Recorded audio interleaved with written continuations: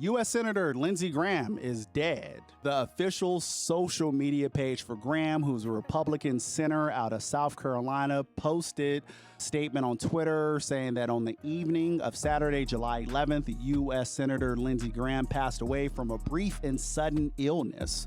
Graham is considered one of the most influential senators in the U.S. Congress, and he just is one of the other yes man for Trump. Anything that Trump says, he goes out and he does his bidding and he pushes his agenda, even though they were fucking political rivals before Trump got in office. But again, that's how all those Republicans were.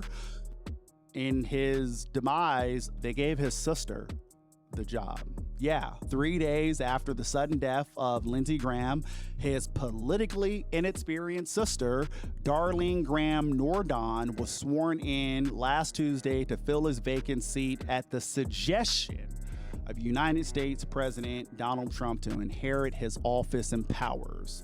Another little piece with this story that was interesting is that reporters in the Oval Office who asked him why FBI agents were at Graham's home just blocks away from the Capitol on Monday, and Trump responded, "I don't see a lot of evil there. I know there's all sorts of conspiracy theories going along, and I think the FBI is wasting their time if they're doing that." Now I think there's more to this story. Because again, whatever Trump says, it's the opposite. Like, Trump could have came out and would have been like, Antifa killed him. I would have been like, okay, so he died of natural causes. Like, that is how you have to interact with this fucking propaganda that comes from this current administration.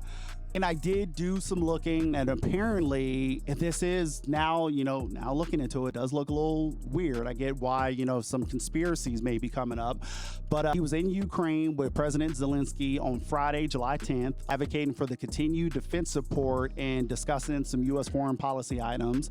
The next day, he flew across the Atlantic, arrived back at his private residence, and then hours later, emergency personnel responded to a call regarding a person in cardiac arrest at his DC home. And again, like I said, with this current administration of gangsters and thugs, I mean, would you be surprised if they did something? I mean, maybe there's some audio out there that we haven't got a hold of yet of, him being critical of Israel, like Charlie Kirk before he got Kirk.